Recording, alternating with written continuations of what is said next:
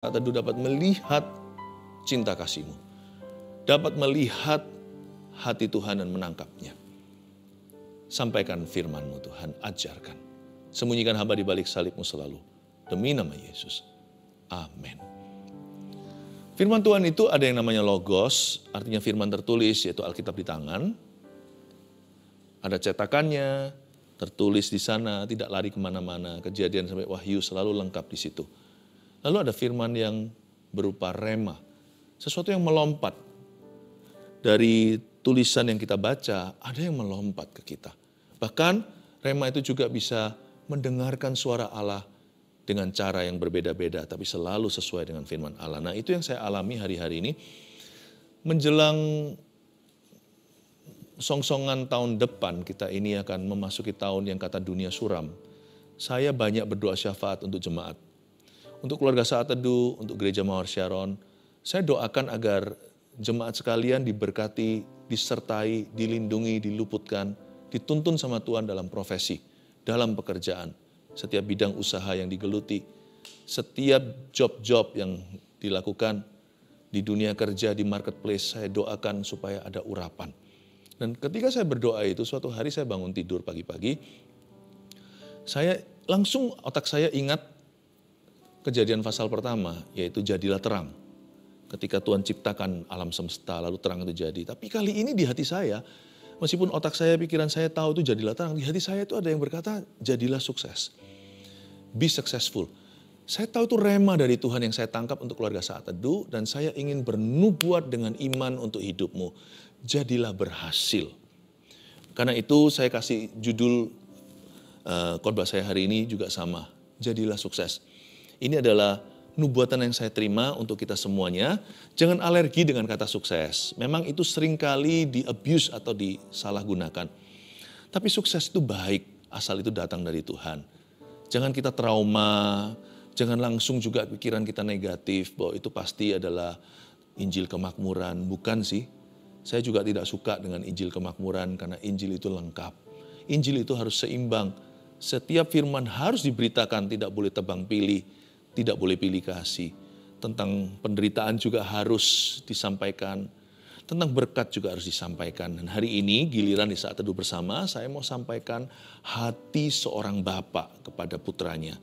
Tentunya hati bapa di sorga, tapi kita akan melihatnya lebih jelas lewat hati Daud bagi Salomo, putra mahkotanya atau ahli warisnya. Yaitu di 1 Raja-Raja pasal 2, ayat 1 sampai ayat yang keempat saya bacakan. Pesan Daud yang terakhir sebelum meninggal dunia. Ketika saat kematian Daud mendekat, ia berpesan kepada Salomo anaknya. Aku ini akan menempuh jalan segala yang fana. Maka kuatkanlah hatimu dan berlakulah seperti laki-laki. Lakukanlah kewajibanmu dengan setia terhadap Tuhan Allahmu, dengan hidup menurut jalan yang ditunjukkannya. Dan dengan tetap mengikuti segala ketetapan, perintah, peraturan, dan ketentuannya. Seperti yang tertulis dalam hukum Musa, supaya engkau beruntung dalam segala yang kau lakukan, dan dalam segala yang kau tujui. Dan supaya Tuhan menepati janji yang diucapkannya tentang aku, yakni jika anakmu laki-laki tetap hidup di hadapanku dengan setia, dengan segenap hati dan dengan segenap jiwa, maka keturunanmu tak akan terputus dari tahta kerajaan Israel. Mari kita lihat dulu hati Bapa. Dalam hal ini hati seorang ayah namanya Daud kepada Raja Salomo yang masih muda. Dari sini kita akan memetik suatu pelajaran berharga bahwa kalau manusia yang jahat aja hatinya mulia, apalagi hati Bapa di sorga buat putra-putrinya, buat Anda dan saya. Menyongsong tahun yang suram kata orang, jangan takut. Hati Bapakmu selalu cerah dan selalu ceria untuk kita. Ketika saat kematian Daud mendekat, Daud berada di ujung hayat, sudah mencapai ajalnya. Ia berpesan kepada Salomo anaknya, "Here was a father's will." Ini adalah surat wasiat. Ini adalah a dying wish atau harapan seorang bapak yang segera meninggalkan anaknya sendirian. Kalau kita ulang tahun, ada teman yang membawa kue tar lalu nyanyikan happy birthday to you, panjang umurnya, lalu kita disuruh tiup lilinnya.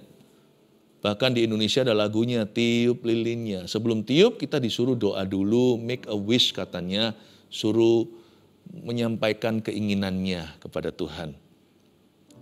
Kalau ini bukan happy birthday wish, ini dying wish.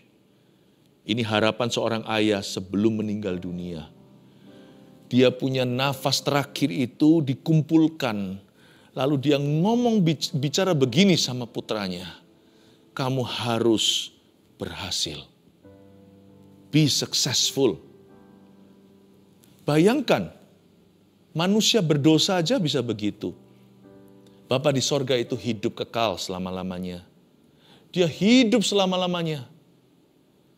Dia punya wish, harapannya atas kita tidak berubah. Dahulu, sekarang, sampai selama-lamanya Yesus tetap sama. Hati Tuhan itu mulia senantiasa bagi kita. Tuhan juga katakan yang sama seperti Daud kepada Salomo putranya. Tuhan bilang gini sama kita anak-anaknya. Be successful. I support you. Jadilah sukses. Bapa mendukungmu. Tapi ayat 2, Daud memberikan wejangan. Dia beritahukan pada anaknya yang kurang pengalaman. Kalau kamu mau berhasil, kamu harus bertekad bulat. Lihat ayat 2. Aku ini akan menempuh jalan segala yang fana. Itu kata indahnya, kata indah seorang yang mau meninggal dunia. Dengan kata lain, sebentar lagi aku mati. Maka kuatkanlah hatimu dan berlakulah seperti laki-laki. Berlakulah seperti laki-laki ini bukanlah soal gendernya. Ini juga firman bagi laki-laki maupun perempuan. Kuatkanlah hatimu dan berlakulah seperti laki-laki, itu kencangkan seluruh ototmu. Pakai setiap kekuatan yang tersisa. Kuatkan hatimu dari semua yang perlu Anda kuatkan dalam hidup ini. Misalnya kesehatan, tubuh fisik kita, sistem pekerjaan kita, bisnis kita. Apapun yang Anda hendak kuatkan, kuatkan hati dulu. Bangun kerohanian itu nomor 1. Sukses itu bukan sukses kalau kemakmuran tidak dimulai dengan kemakmuran jiwa seperti surat Yohanes. Dikatakan, aku berdoa supaya jiwamu makmur. I pray that your soul may prosper dalam bahasa Inggrisnya. Kerohanian kita itu yang harus berbuah lebat. Sebelum segala sesuatu menyusul nanti. Semua yang lain itu hanyalah bonusnya. Hubungan kita dengan Tuhan tidak boleh stagnan. Hubungan kita dengan Tuhan tidak boleh dorman. Dorman itu apa ya? Kalau kita itu punya akun di bank, lalu sudah nggak pernah lagi ada pergerakan, nggak ada keluarnya, nggak ada masuknya, sisa sedikit saja, maka dari pihak bank akan berkata ini adalah akun yang dorman, sudah non-aktif. Hubungan kita dengan Tuhan nggak boleh non-aktif. Kuatkan hatimu itu suatu aktivitas terus. Aku harus bangun diriku di atas dasar imanku yang teguh. Aku berbahasa roh setiap hari. Bukan supaya aku jadi kaya, bukan supaya aku menjadi orang yang berhasil versi dunia. Tapi aku mau jalan dalam rencana Allah. Daud sedang impartasi kepada anaknya, bukan warisan harta duniawi. Dia wariskan kekuatan imannya. Dia berkata, nak, kalau kamu mau jadi orang yang successful, kamu harus be determined. Kamu harus bertekad bulat, karena di luar sana itu seperti kesebelasan. Sepak bola maksud saya, 22 orang berebut satu bola. Tidak semua orang bisa menggiring bola. Dan semua juga mau masukkan ke gawang, tapi banyak kipernya. Banyak yang akan menghalangi Anda untuk mencapai gol-gol Anda.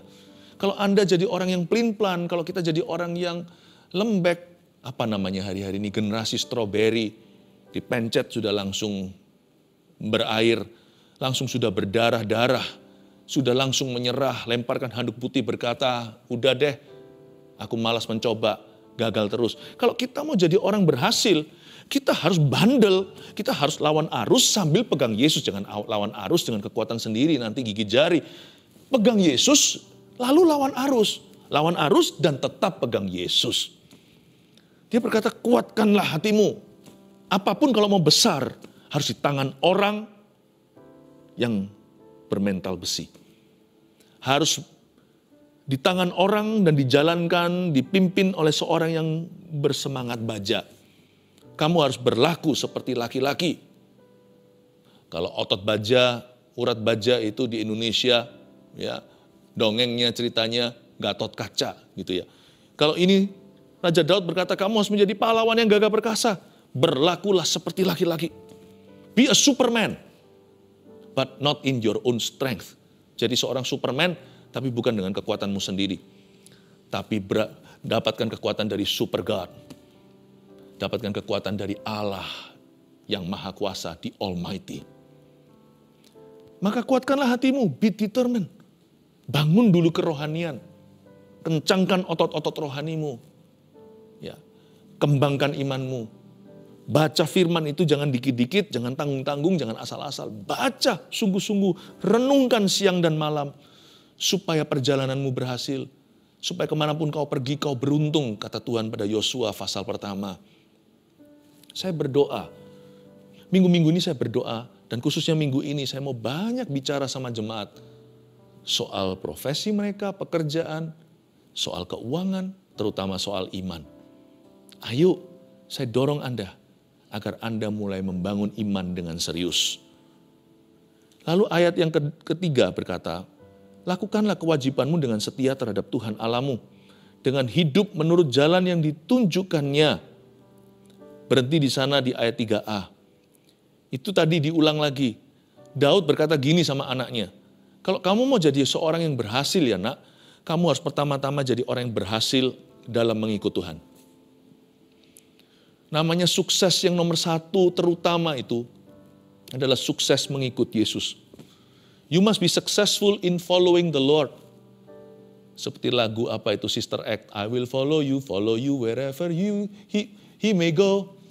Aku akan mengikutmu kemanapun kau pergi. Kalau kita mau berhasil, kalau kita mau sukses jadi orang, tangkaplah dan raihlah sukses tertinggi, yaitu sukses mengikut Tuhan.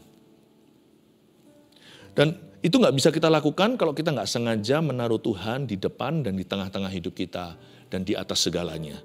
Anda baca ya bersama dengan saya, lakukan kewajibanmu dengan setia terhadap Tuhan Allahmu dengan hidup menurut jalan yang ditunjukkannya dan dengan tetap mengikuti segala ketetapan. Itulah jalan yang ditentukannya. Itulah jalan yang ditunjukkannya. Dengan tetap mengikuti segala ketetapan, segala perintah, segala peraturan, segala ketentuannya seperti yang tertulis dalam hukum Musa. Ini bukan bicara soal hukum Taurat. Ini bicara tentang Kristus di perjanjian lama. Wujudnya dalam bentuk perintah, peraturan, ketentuan, ketetapan. Itu berarti Daud bilang begini sama Salomo, aku sudah menempuh jalur panjang, aku sudah menempuh jalan lama. Sebentar lagi aku akan meninggal dunia. Percaya papa nak, percayalah bahwa tidak bisa kita itu berhasil sungguhan kecuali kita jadikan Kristus segalanya. Dia jadikan Kristus ketetapan kita, peraturan kita, perintah kita, ketentuan kita. Segala sesuatu yang tertulis. Firman ini benar. Dengan kata lain, Daud berpesan. Dan hari ini Roh Kudus pakai firman ini untuk berpesan kepada kita. Be Christ-centered in everything you do. Apapun yang kau lakukan, tetaplah berpusat pada Kristus. Berpusat pada firman. Be Christ-centered. Be word-centered. Alkitab ini bukan buku bagi saya, meskipun ada kitabnya. Alkitab ini adalah the center of my life.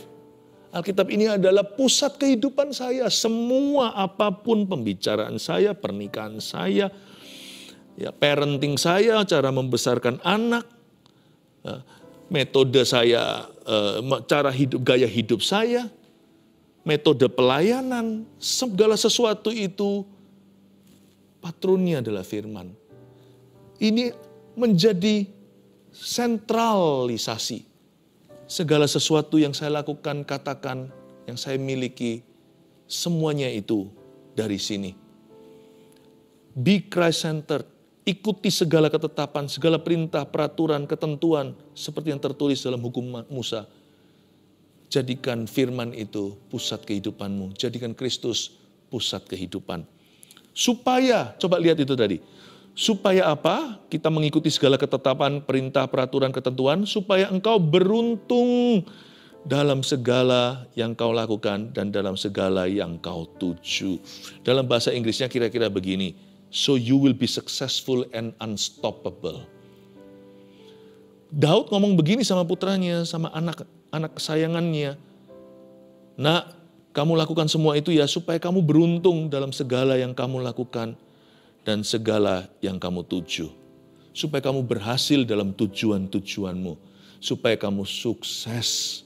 So you'll be successful and unstoppable. Supaya tidak ada yang bisa merintangimu, tidak ada yang bisa menghalangi. Tapi sungguhan ya, jikalau kita melakukan kehendak Tuhan dengan cara yang berkenan pada Tuhan, plus dengan pertolongan Tuhan apalagi, siapa sih yang bisa bertahan melawan kita?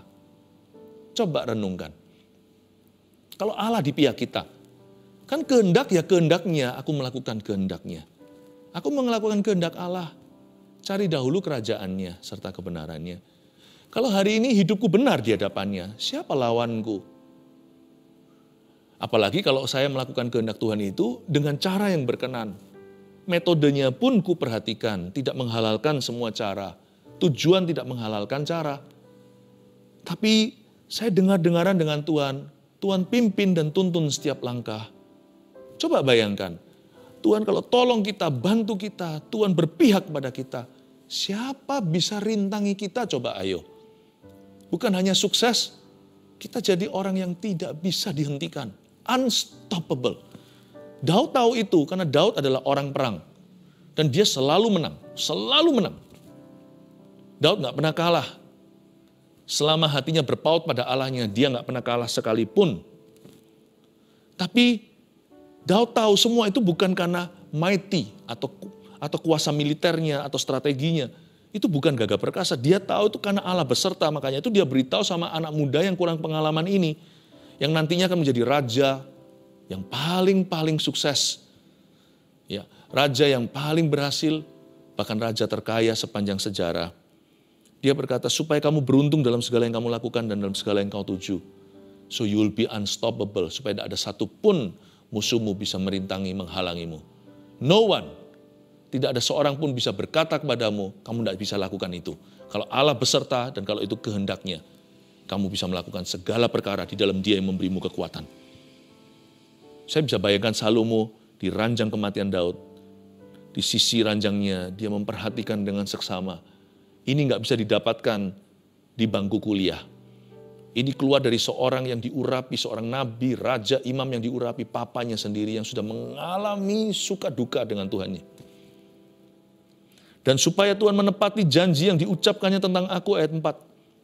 Yakni, jika anakmu laki-laki tetap hidup di hadapanku dengan setia, dengan segenap hati, dan dengan segenap jiwa, maka keturunanmu tak akan terputus dari tahta kerajaan Israel. Ayat 4 sini kita bisa melihat hati Tuhan, hati Bapa untuk kita sekali lagi. Daud berkata, supaya Tuhan menepati janji yang diucapkannya tentang aku, maksudnya tentang keluarganya. Waktu Daud baru diangkat jadi raja, Daud kan dapatkan semua janji Tuhan untuk family atau keluarganya. Daud waktu itu membuat satu doa. Kata-kata doa itu tertulis di perjanjian lama, di biografinya. Dalam doa itu dia berkata, siapakah aku? Siapakah keluargaku sehingga engkau memandang aku dan mengangkat aku Tuhan. Bahkan engkau sudah berbicara tentang orang-orang yang belum ada, belum eksis bahkan. Hari ini mereka belum dilahirkan. Daud menerima sebuah pewahyuan tentang keturunannya. Bahwa tahtanya akan tetap di Israel. Bahkan sebelum satu pun anak-anak yang disebutkan Tuhan itu dilahirkan. Daud ngomong begini sama Salomo. Allahmu itu, yaitu Allahku. Allah yang akan kau sembah sepanjang sejarah. Engkau bertahta. Allahmu itu mulia. Janjinya itu selalu kind, selalu baik. Inilah janji yang diucapkannya tentang aku. Coba baca ya janjinya sekali lagi. Tidak ada kebusukan di dalamnya. Tidak ada ilfil dari Tuhan. Tidak ada niat buruk. Betul sekali kalau dikatakan di ayat yang lain. Sebab aku tahu rancangan apa yang ada padaku tentang dirimu. Bukan rancangan kecelakaan. Sungguhan Tuhan tidak pernah punya rencana yang negatif, yang buruk, yang kutuk, yang busuk. Dan supaya Tuhan menepati janji yang diucapkannya tentang aku. Apa janji Tuhan pada Daud? Apakah janji itu? Titik 2, yakni jika anakmu laki-laki tetap hidup di hadapanku dengan setia. Itu syaratnya. Dengan segenap hati dan dengan segenap jiwa. Maka ini akibatnya. keturunanmu tak akan terputus dari tahta kerajaan Israel. Dengan kata lain, aku akan menegakkan tahta Daud selama-lamanya. Baik ya Tuhan itu ya. Meskipun Tuhan juga bisa keras sama Daud waktu dia salah soal Batsheba. Pernah sekali, Tuhan kasih dia hajaran. Tuhan kasih dia didikan yang keras. Terjadi berbagai macam calamity atau malapetaka. Tapi masa-masa itu sebentar. Ketika Daud bertobat, berbalik pada Tuhan dan mau dibentuk oleh tangan Tuhan. Sekalipun kesakitan. Maka Tuhan mengembalikan semuanya kepada Daud. Dari dulu niat hati Tuhan itu bukan mau mengambilnya. Tuhan terpaksa mengambilnya karena Daud harus belajar dari kesalahannya. Hati Tuhan itu loh gak pernah sama sekali punya niat hati, keinginan seiota setetes pun untuk mengambil apa-apa dari hidupmu. Atau merampas sesuatu. Kalau kita lihat dari janji Tuhan, Tuhan malahan kepingin sekali untuk memberkati Daud, untuk menegakkan tahtanya. Tahukah bahwa Tuhan lebih ingin memberkatimu daripada dirimu ingin diberkatinya? Tahukah Anda? Tangkap ini dengan iman. Udah jangan ragu setiap kata dan setiap huruf dari kalimat ini. Tuhan tuh jauh lebih rindu memberkatimu daripada dirimu rindu untuk memperoleh berkat-Nya. God's promise for our family is always kind, always glorious. Saya kasih 4 poin hari ini, bukan 3, tambahin 1 bonusnya. Kita belajar apa? Ketika Tuhan taruh sebuah rema di hati kita. Hei anakku, jadilah sukses. Bertekadlah untuk menjadi orang yang berhasil. Aku mendukungmu, aku menyertaimu. Yang 1, jangan lupa, jika kita melakukan kehendak-Nya, kehendak Tuhan, tidak ada yang bisa merintangi jalan sukses kita. Itulah sebabnya jangan lupa melakukan kehendak Tuhan. Sukses itu bukan materi. Sukses itu perkenanan. Sukses itu pertama-tama hubungan. Jadilah sukses. Ingat ini, poin ke-1, jika kita melakukan kehendak Tuhan, tidak ada yang bisa merintangi. Udah, kalau perlu kasih tanda seru. Mana ada yang bisa merintangi jalan sukses kita kalau Allah beserta? Nomor 2, kuncinya adalah, ini kuncinya, catat ya, hadirat Tuhan yang memberi damai sejahtera. Makanya itu sukses harus dijaga di dalam. Uang sih bisa dicuri, ada ngengat yang memakan, pencuri bisa merampasnya. Makanya Tuhan berkata, carilah harta di sorga dulu. Bukan harta di bumi. Di bumi hanya bisa menabung, mengelola, investasi, supaya jangan sampai nanti kita bodoh. Ujung-ujungnya Tuhan kasih modal, hilang semua seperti hamba 1 talenta, tanam di bawah tanah. Nanti terakhirnya minta-minta seperti 5 gadis bodoh. Dikasih pelita, nggak cari minyak. Tidak diusahakan, tidak buka bidang usaha. Akhirnya nanti berujung apa? Minta-minta. Orang benar nggak pernah minta-minta, berarti mereka salah. Minta minyak. 5 gadis yang bijaksana ya nggak bisa kasih lah. Punya mereka pas-pasan untuk mereka sendiri. Setiap orang punya kuotanya sendiri di hadapan Tuhan. Akhirnya apa yang terjadi? Ujungnya dia akhirnya terlempar keluar dari ruang pesta. Dia nggak bisa masuk dalam rencana Allah. Kan sayang kan? Memang di hidup ini kita patut seharusnya kita menjadi good steward atau menjadi manajer yang baik.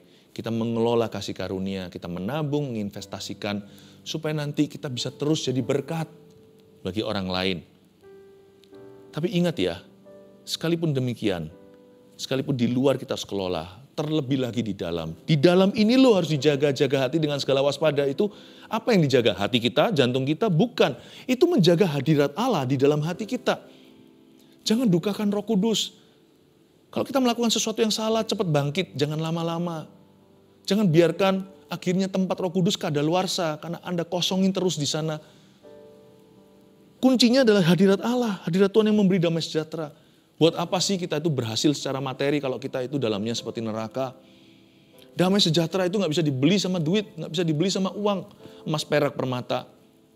Kuncinya adalah hadirat Tuhan yang memberi damai sejahtera.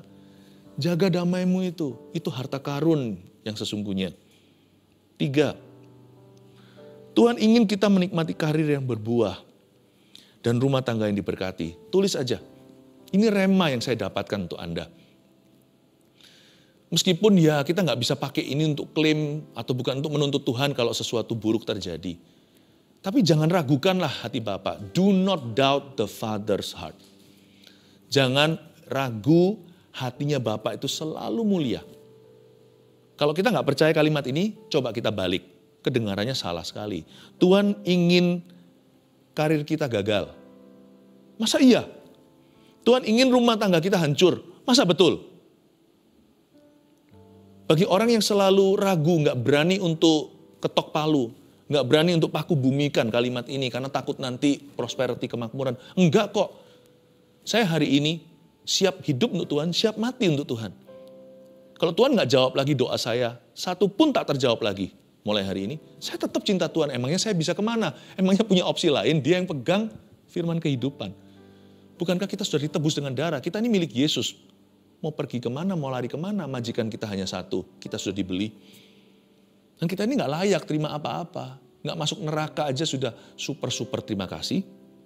Saya tahu. Tapi jangan ragu sama kalimat ini. Daud aja mau mati aja kepingin anaknya successful kok. Masa bapak yang hidup kepingin kita itu ambruk? Enggak kan? Di sini kita bisa melihat dengan sangat jelasnya hati Bapa yang tidak perlu diragukan. Tuhan memang ingin kita menikmati karir yang berbuah, fruitful work. Kalau Tuhan bisa pulihkan Taman Eden, Tuhan pulihkan dalam dirimu. Taman Eden itu mana ada buah yang busuk. Pernah dengar enggak Adam dan Hawa kelaparan? Enggak pernah. Mereka boleh makan dari semua buah dari setiap pohon yang ada di Eden itu. Kecuali ada satu pohon di taman itu jangan dijamah, yaitu pohon yang berbuahkan dosa. Pohon pengetahuan tentang yang baik dan yang jahat. Tuhan kepingin kita punya fruitful work seperti Eden itu. Meskipun kita sekarang harus berkeringat karena kita hidup di dalam dunia yang penuh perjuangan, tetapi saya percaya Tuhan masih bisa menumbuhkan buah-buahan dalam kehidupanmu lewat pekerjaanmu.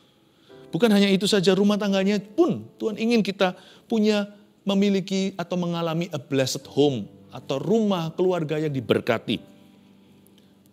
Tuhan kepingin kita punya relationship, hubungan yang harmonis, yang saling mengasihi, yang saling menguntungkan, saling melengkapi.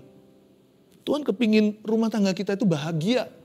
Mana ada Tuhan itu nikahkan di holy matrimony, memberkati sepasang sejoli laki-laki dan perempuan menjadi suami istri, lalu Tuhan kepingin menghancurkan mereka. Tuhan bawa orang bangsa Israel keluar dari Mesir supaya mereka dihanyutkan di Laut Merah, supaya mereka ditenggelamkan di samudera. Enggak, Tuhan enggak pernah berkati pernikahan seseorang berujung supaya Tuhan bisa hancurkan mereka. He wants to bless your home. Dia ingin memberkatimu. Kalau di dalam keluarga Anda hutang piutang tidak pernah selesai, aduh itu seperti kuk yang dipasang setan, seperti roh perbudakan. Masa Tuhan tidak mau bebaskan kita kalau kita minta kepadanya, mintalah maka akan diberikan kepadamu, carilah maka engkau akan menemukan, ketoklah pintu akan dibukakan. Tuhan mau. Katakan pada dirimu, Tuhan mau. Yang terakhir, yang keempat, ini sebagai peringatan. Bukan kata tadi ada ketetapan, peraturan, perintah, tapi juga ada peringatan. Supaya kita jangan menuntut Tuhan. Tuhan itu siap untuk diuji. Ujilah aku buka tingkap langit. Tapi jangan tuntut, karena kita itu orang berdosa. Tuhan itu Tuhan bukanlah seorang terdakwa. Kitalah yang perlu didakwa. Tapi Tuhan mengasihi kita. Yang dikasihi Tuhan, jangan menuntut sorga. Tahu diri, mawas diri, ketahuilah bahwa Anda dan saya tidak layak di hadapannya. Itulah sebabnya catat ini juga. Sukses dari Tuhan tidak tentu seperti sukses duniawi. Sebab upah kita yang sejati ada di sorga, yaitu eternity atau kekekalan. Tahu nggak? Upah sesungguhnya, upah iman kita di bumi itu cuma secuil saja. Upah sebongkah itu di kekekalan. Namanya mahkota kebenaran. Karena itu janganlah kita itu kecewa kalau tidak semua harapan kita terjadi. Kalau kita tidak sesukses seperti yang kita harapkan, yang kita mimpikan. Atau kenapa kita kok nggak seperti tetangga kita, karena rumput tetangga kan selalu lebih hijau di mata kita. Setiap orang ada berkatnya dari Tuhan. Bapa kami di dalam sorga, dikuduskanlah namamu. Datanglah kerajaan-Mu, jadilah kehendak-Mu di bumi seperti di sorga. Berikan pada kami hari ini makanan kami secukupnya. Berikan kami rezeki kami masing-masing per rumah atau per orang.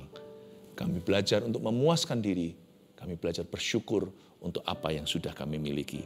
Beri kami hikmat untuk mengelolanya supaya kami jadi orang yang sukses di mata Tuhan yang memberi kami kasih karunia. Catat 4 poin ini, taruh di dalam hatimu. I pray, saya berdoa, dan bahkan saya bernubuat dengan iman, agar Anda menjadi orang-orang yang berhasil di dalam rumah tangga dan di dalam pekerjaan Anda. Biarkan promosi dari Tuhan datang menjemput Anda.